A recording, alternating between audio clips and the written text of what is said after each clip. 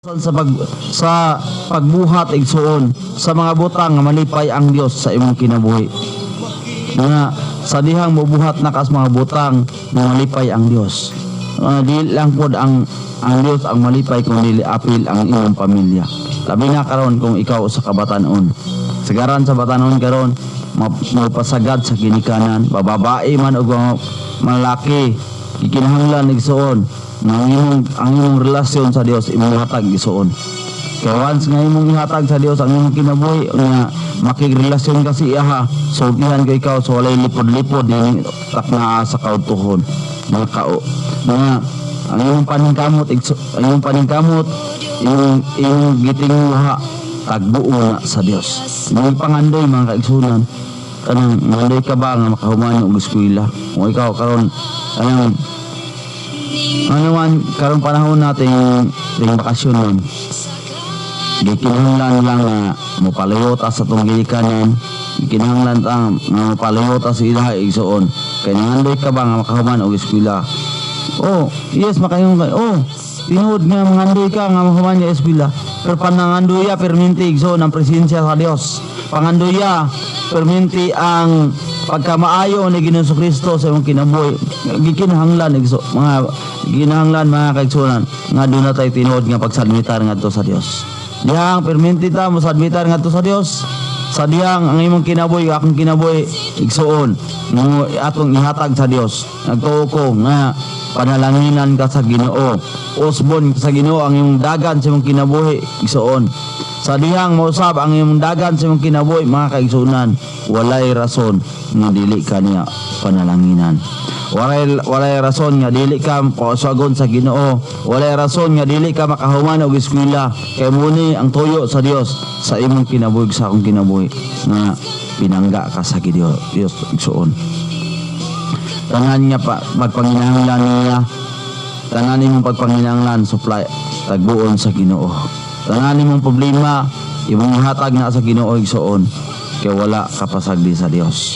Wala ka niya biyae mga kaigsunan, sultihan ko ikaw nga dili ka pasagdan sa Dios. Dili ka ingon nga biyaan sa Dios igsuon kanang sa imo karon nga gikinahanglan tagbuo na sa Ginoo. Suplayan sa Ginoo ka og gikinahanglan sa matag adlaw o sa matag panahon sa imong kinabuhi. Nagtuo ko nga ang Dios magasuplayar sa tanan nimong gikinahanglan. Sa ako ang kinabuhi igsoon, sa kuha testimony lang nako igsoon, wala gyud ko biyahe sa Dios. Pagbo gis ginawa kong gikinahanglan tod makaingon ta nga lisod kayo pangitawan ng kwarta pero nay pamaagi ang Dios nga matagbo ug nagautro naga-provide sa atong nagkalain-lain nga magpanginahanglan. Bisag asa ka labay paingon kung kauban nimo ang Dios sa imong pagpaningkamot dali kayo makita nimo asa ka labay paingon ubanan jud ka sa Ginoo mga kaigsunan. Kung ang imong tinguha tawhanon, ang imong tinguha igsuon nga dili siya malipay pero gusto sa Ginoo tinguhaon nimo mga butang nga diin siya malipay sa imong kinabuhi mo ubanan jud ka sa Ginoo unya tagbuon jud ka sa imong tanan nga gikinahanglan nga lig-unon ka sa Ginoo. Taliwala sa kadagko sa problema nimo, taliwala sa kadagko sa imong gikinahanglan. Basta mangayoon gid nimo sa Ginoo. Ingon ang pulong sa Ginoo diha sa Juan kapitulo 15 bersikulo 7. Kung kamo magapabilin ka nako, gikinahanglan igsoon para mahimo kang malig-on, magpabilin gid ka sa presensya sa Dios. Ingon ang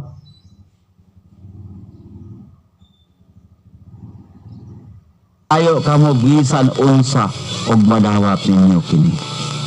Importante igsoon pabilin ta diha sa pulong sa Dios. Once nga magpabilin ta sa pulong sa Dios mga kaigsunan, mga kailangan makapangayo kamo og bisan unsa og madawat ninyo kini. Importante lang igsoon mga kanunay ta magpabilin sa pulong sa Dios. Kanunay ta magpabilin sa iyang presensya. Kanunay ta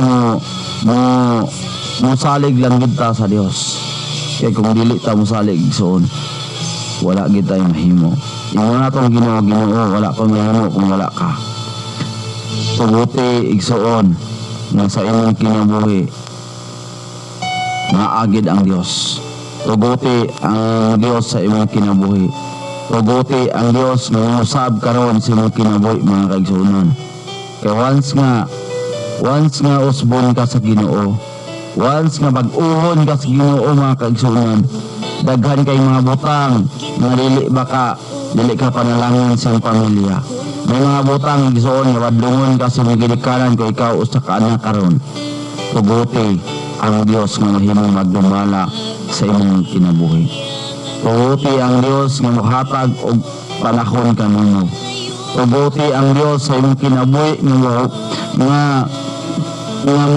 giya sa imong nga kinabuhi ug drive sa imong nga kinabuhi mga kaigsuonon. So once nga naakap sa kamot sa Dios, dili gyud ka niya biyaan.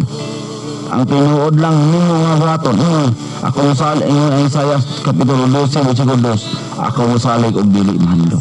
May mga panahon nga mahandok ka tungod sa kadagko sa problema, kadagko sa pagsulay, pero makabarog ka igsuon kung kauban nimo ang Dios. Nini ka utuhon mga kaigsuonon.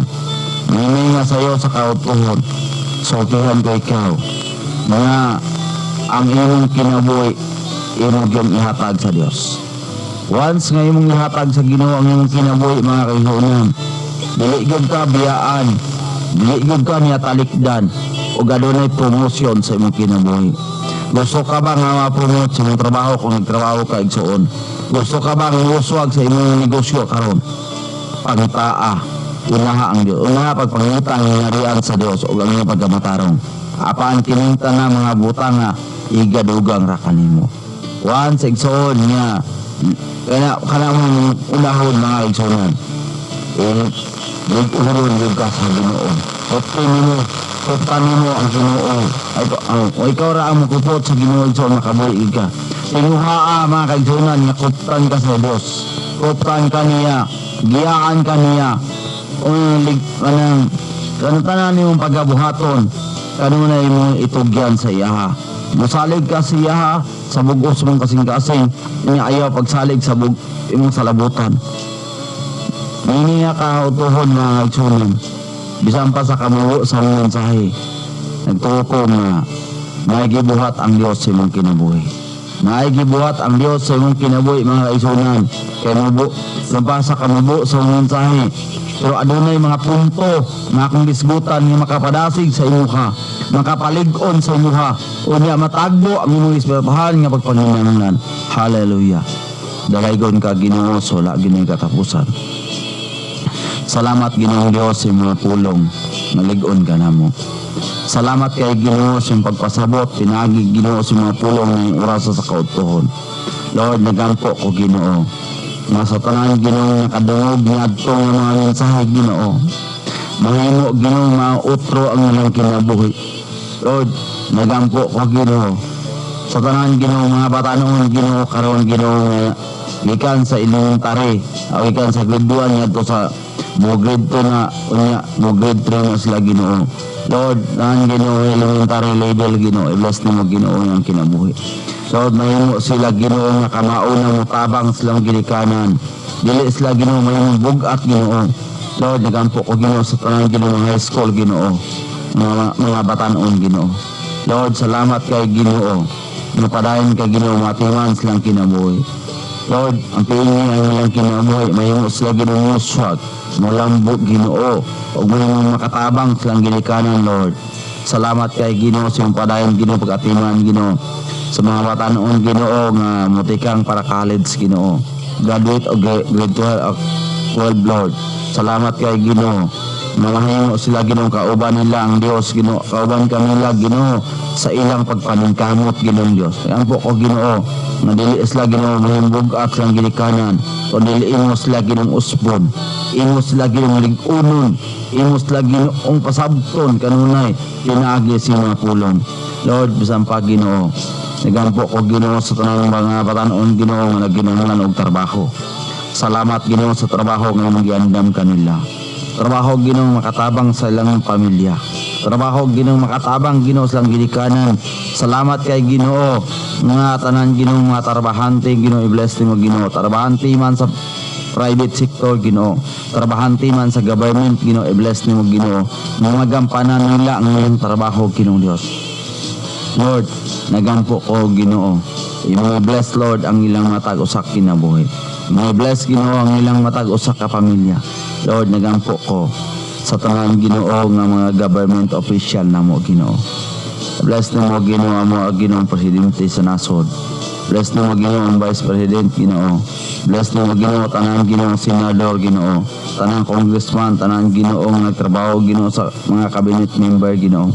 Lord, amo Ginoo mga mayor Ginoo, mga mayor sa tibok nasod Ginoo, imong panalanginan. Bless Ginoo tanan gobernador, tanan Ginoo nga sa mga sangguni ang panlalawigan, tanan Ginoo mga sangguni ang bayan. Salamat Ginoo sa tinuod nga panaghiusa Ginoo, both side Ginoo sa nagalayong Ginoo nga government official Ginoo. Lord, amo Ginoo tanan Ginoo nga kapitan, labi na Ginoo diri sa among probinsya sa Agusan del Sur, amo Ginoo gobernador, amo Ginoo municipal mayor ug San Francisco Ginoo Dios. Bless nimo Ginoo tanan Ginoo nga municipal mayor Ginoo entero Agusan del Sur Ginoo, imong i-bless Ginoo ilang matag usa kinabuhi. Mga gampanan nila ilang tag sa katrabaho o gampingi Ginoo ang ilang kinabuhi Ginoo Dios. Lord, amo itugyan Ginoo ang amo Ginoo nga pastors Ginoo, tanan Ginoo nga mahimo Ginoo kabahin Ginoo sa pagpalapnag o pagpauswag sa bulaton ni nga dapita Ginoo, imong i-bless Ginoo tanan Ginoo nag-onboard ani nga radio station Ginoo, i-bless nimo Ginoo ilang kinabuhi.